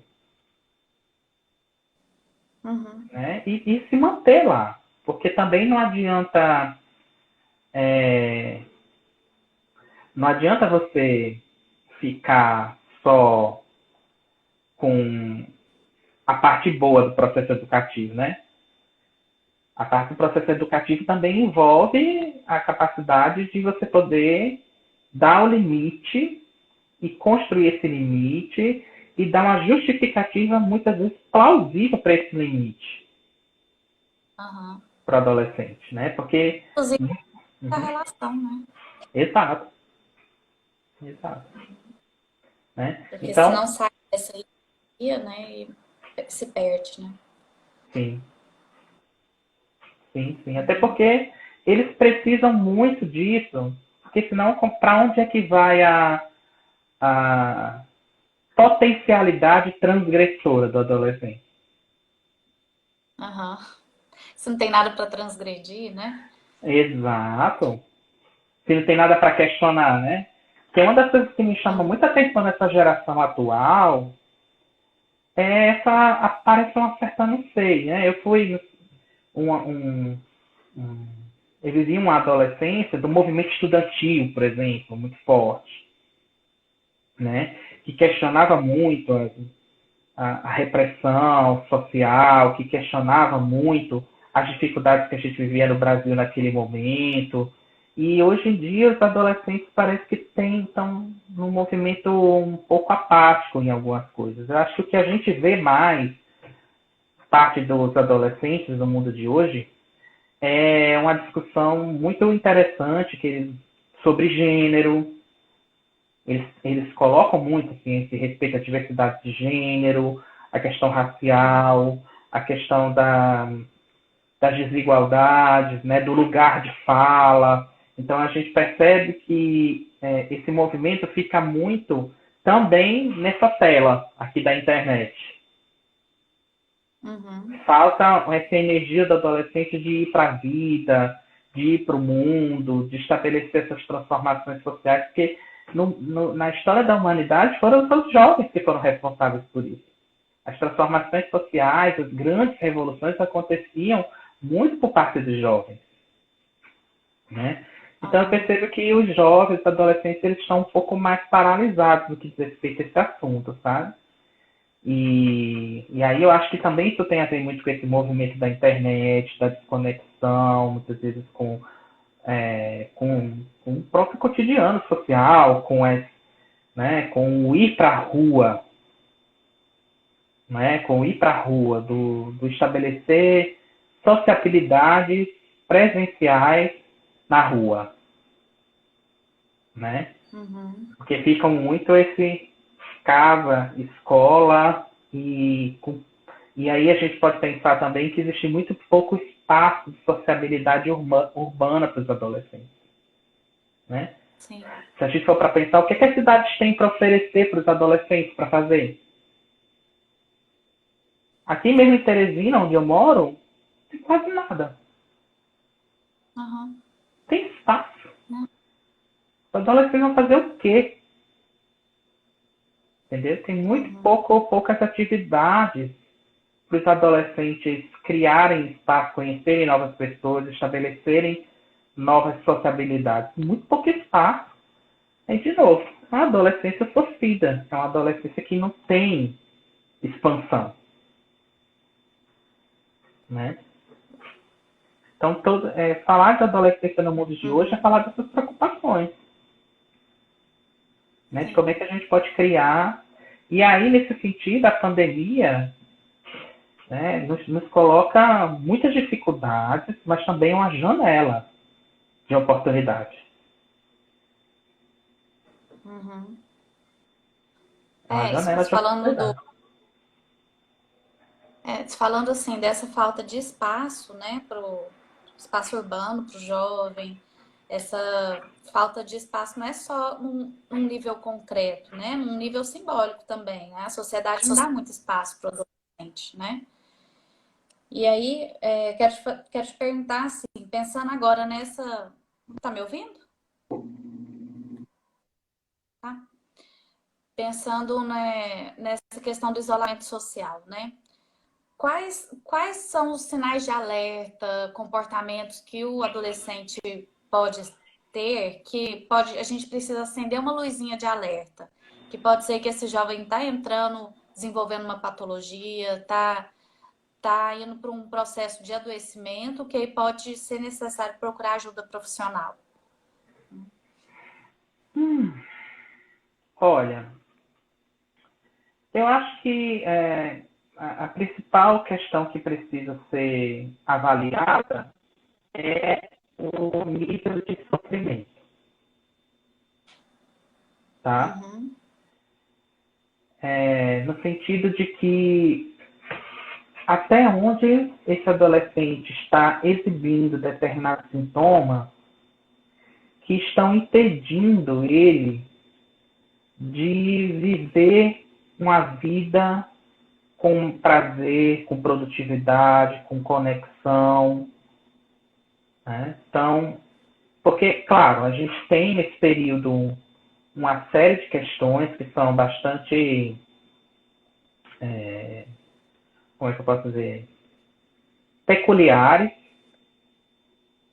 mas, por outro lado, muitas vezes o que acontece nesse sofrimento dos adolescentes é que, por serem peculiares e próprias dessa fase de desenvolvimento, o que a gente falou antes, existe uma normalização e, às vezes, uma banalização disso. Isso é uma bobagem, isso é uma besteira. Estou me sentindo triste. Eu estou me sentindo para baixo. Eu estou me sentindo com medo, ansiosa. E aí, muitas vezes, uma falta de empatia e de sintonia com esses sentimentos, com essas emoções. Então, de novo, a gente parte do princípio de que pais que tenham um mínimo de abertura e um mínimo de sintonia para chegar junto, né, e perceber que uma tristeza está evoluindo para um quadro mais grave, que um medo está evoluindo para um quadro de depressão, um medo está evoluindo para um quadro de ansiedade, de pânico, uma tristeza está evoluindo para um quadro de depressão, não é? Pais que tenham uma ansiedade ou depressão que pode evoluir para uma questão compulsiva, que a necessidade, muitas vezes, de contato do adolescente com a novidade pode exibir uma falta de uma falta de regulação dos impulsos, por exemplo, a ponto muitas vezes de procurar, devido muitas vezes até a necessidade de pertencimento ao grupo, de procurar determinadas atividades que possam ser perigosas. Aham. Né? Então, tudo isso parte do princípio de você poder ter uma sensibilidade para muitas vezes esses possíveis pedidos de socorro dos adolescentes. Aham. E aí sim, aí nesse caso, poder dar a oportunidade de oferecer uma ajuda especializada. Porque para os adolescentes, muitas vezes, e para a própria família, procurar ajuda especializada é uma quebra do narcisismo. Né? Porque, afinal de contas, onde foi que eu errei? Uhum. O que foi que aconteceu que o meu filho ou minha filha começou a ter esse tipo de problema? Uhum. E aí Às é vezes para onde os a pais é gente difícil. é, e aí onde a gente precisa ter muito acolhimento dos pais, numa atitude de Uhum. não julgamento, porque é difícil muitas vezes para eles reconhecerem de que esse jovem está sofrendo e de que não é uma questão de culpados. Uhum. Eu errei, então essa jovem está cometendo automutilação. Onde foi que eu errei que esse menino está começando a ter um comportamento delinquente ou um comportamento de abuso de substâncias? Onde foi que eu errei que essa menina está começando a deprimir? Onde foi que eu errei que esse menino começou a ter pânico e não consegue ir para a escola? Né? Não se trata disso. Se trata de compreender que esse sintoma ele é resultante de uma história. Ele Uhum. tem um sentido ali.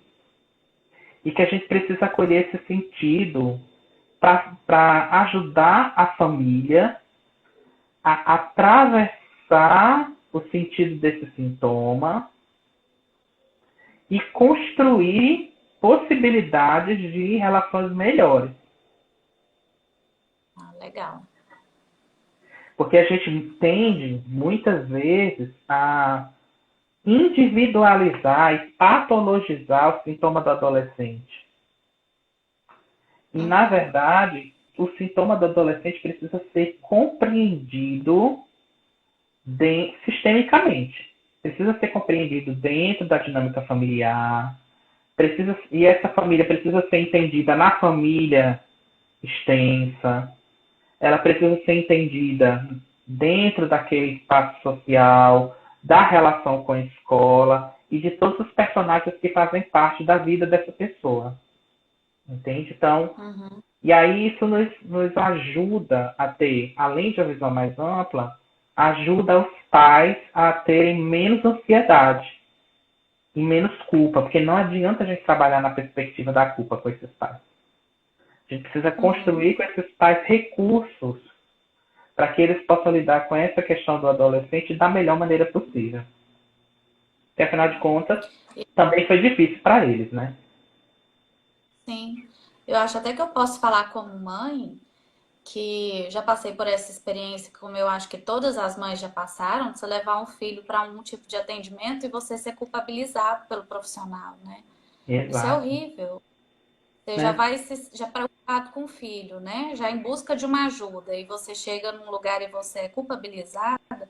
A gente precisa se colocar no lugar dos pais mesmo, né? Para dar esse acolhimento e essa ajuda, que é o que eles estão buscando.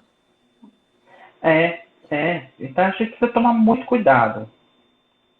Muito Uhum, cuidado, com muita delicadeza, né? Porque não adianta julgar os pais nesse momento. Porque uhum. a gente não está lá, porque se a gente for entrar nesse propósito, os pais se sentem invadidos, desqualificados e mais inseguros. Sim, é horrível. Peterson, te falar, meu celular tá acabando bateria, deixa eu só ligar aqui na tomada e corre o Tá, risco de ficar mudo. Porque às vezes quando a tá. gente liga, fica mudo na live. Só um minutinho. Tem uma pergunta aqui que eu quero aproveitar então para responder, né? Que Tá. uma das meninas perguntou, né? Como fazer quando o professor percebe essas mudanças adolescentes para abordar essas questões com os pais, no contexto escolar, né? Eu acredito, né? Porque o nome dela aqui está como pedagoga, né? Então, vamos Uhum. lá. Então, no ambiente escolar, é, a melhor forma, tá certo, de abordar isso é você tentar entender que, primeiro, a Adriana, pronto. Bem-vinda, Adriana. Então, a melhor forma, Adriana, de lidar com isso é o seguinte: primeiro ponto é você conversar com o adolescente, tá? Certo? Porque muitas vezes, se você conversar diretamente com os pais, o adolescente vai se sentir traído, vai se sentir invadido, Uhum. certo? Então, a melhor forma que a gente tem de chegar nos pais é, se você percebe no comportamento escolar algumas mudanças que estão começando a preocupar, você poder oferecer um acolhimento. Dizer que você está vendo aquela situação e estabelecer um espaço de escuta, né? E perguntar para a adolescente ou para o adolescente se existe a possibilidade de conversar com os pais e o que ele ou ela acha disso, né? Porque, veja, tudo vai depender também do se você percebe e avalia que é um comportamento de risco, tá? Se você se depara dentro da escola com um comportamento de risco adolescente, risco que eu digo, um risco de morte, por exemplo, você precisa, né, comunicar para o adolescente que você vai buscar pessoas que estejam atentas a esse tipo de comportamento. Então você não vai pedir permissão. Você vai comunicar e você vai efetuar a conversa que for necessário. É interessante que se você tiver o suporte de uma equipe de psicologia da escola, que isso seja feito e discutido com a equipe de psicologia. Se não tiver equipe de psicologia na escola, como é que você pode, dentro da equipe de orientação pedagógica, supervisão pedagógica, criar uma estratégia para que você não fique, enquanto professora, sozinha, responsável por isso, que venha uma equipe, tá certo? Para conversar diretamente com esses profissionais, enquanto profissionais, para conversar diretamente com a família e estabelecer diretrizes de ação dentro da escola, né? Então, a melhor forma que eu vejo de lidar é dessa forma. Então, por exemplo, às vezes acontecem situações de violência, situações, às vezes, até de abuso, né? A gente já conversou sobre isso, né, Nara? Que às vezes a gente precisa Uhum. criar um contexto de proteção profissional, tá certo? Porque muitas vezes envolve questões de justiça, questões, às vezes, até de perda do pátrio poder, dependendo do caso. E aí a gente precisa ter muita firmeza para trabalhar não sozinha, não a gente assumir a responsabilidade só. A gente precisa ter toda uma retaguarda profissional para que determinadas ações ou determinadas intervenções com crianças e adolescentes aconteçam em favor da vida e da proteção da criança e do adolescente. Uhum. Então é nesse E sentido. é muito bom contar com um trabalho em equipe, né, Peterson? A gente não precisa ficar lidando sozinho com essas coisas. Em um local de trabalho como uma escola, né? Isso precisa ser E, compartilhado, ter um suporte mútuo ali. exato, exatamente. Tá, Pérez, nossa live já vai completar quase 2 horas. O Acho que a gente papo está tá, quase concluindo, né? Você teria mais o alguma papo coisa tá que você ótimo. gostaria de perguntar? queria que você, assim, ficaram algumas perguntas, mas eu acho que não tem problema, porque foi fluindo tão bem. Eu acho que a gente falou sobre coisas que são muito importantes. Melhor a gente ter essa possibilidade de falar sem pressa, né? Do que ficar passando por vários pontos. Sim. Aí eu queria, assim, que você agora fosse encerrando da Uhum. forma que você achar melhor, algo que você queira deixar, o que você acha que é super importante, assim, para fechar, que deixar como mensagem, né? Ok. Então, eu indico, tá? Eu queria fazer uma indicação desse livro, né? O Cérebro Ótimo. Adolescente, do Daniel Siegel, certo? Esse é um livro muito Uhum. interessante que ele nos ajuda a ter um outro olhar para além da patologização, para além dessa visão do adolescente como tempestuosa, conflituosa. Ele mostra a adolescência como uma oportunidade, como um momento importante do desenvolvimento e que se a gente oferece, né, suporte, a gente oferece empatia, é, necessária para esse momento do desenvolvimento, nós podemos plantar, tá certo? Muitas sementes importantes para que essa nova geração possa carregar dentro de si, enquanto adultos, é, possa carregar dentro de si, enquanto adultos, algumas características adolescentes que são importantes e que muitas vezes, quando a gente se torna adulto, a gente se perde nessas características, né? Porque é como se tornar adulto se tornar adulto é ficar rígido, é se adequar, né? É fechar, né? E na verdade a gente pode manter enquanto adultos essa possibilidade de entrar em contato com as nossas emoções, com a nossa sexualidade, de ver a vida de uma maneira com a criatividade, né? Com a possibilidade de explorar, né? O mundo, certo? Então, a gente tem como, se a gente conseguir acolher, né? Esse adolescente nesse momento do desenvolvimento, né? Tanto o adolescente também em nós, enquanto adultos, vai continuar vivendo livre, vai continuar vivendo pulsante, e a gente não vai ter mais aquela ojeriza de pensar, meu Deus, ai, que fase horrível foi a minha adolescência, né? Então, é como a Hortência está falando aqui, ser adulto não necessariamente precisa ser chato, né? Então, então, muitas vezes a gente, é claro, a gente ser adulto significa assumir mais responsabilidades, significa assumir muitas vezes uma família, significa assumir uma série de deveres sociais, mas que a gente possa guardar dentro de nós essa vivência de uma adolescência que foi incentivada, que foi cuidada, que foi acolhida pelos adultos cuidadores, né? E por isso a gente pode também se tornar adultos menos rígidos, mais flexíveis, quem sabe, né? Uhum. Então, eu acho que é isso que eu gostaria de dizer, e eu acho que é muito importante a gente ter esses espaços de discussão, porque a adolescência, né, ser criança e adolescente no mundo atual Não é muito fácil. difícil.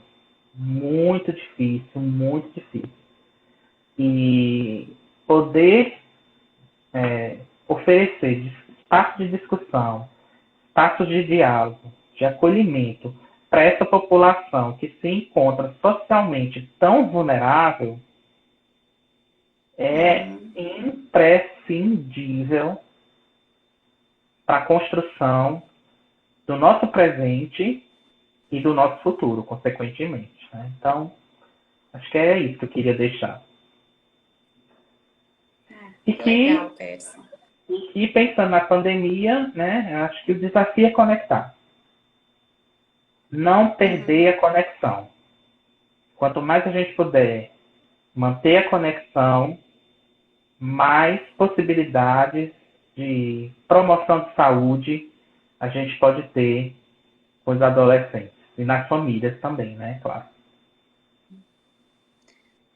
Nossa, muito obrigada. Tenho a Obrigada por agradecer ter. mesmo. Muito legal, assim, ter essa oportunidade de estar aqui batendo esse papo com você, de ter essa Obrigado, live querida. junto com você, né, para mostrar para as pessoas que estão acompanhando o nosso trabalho.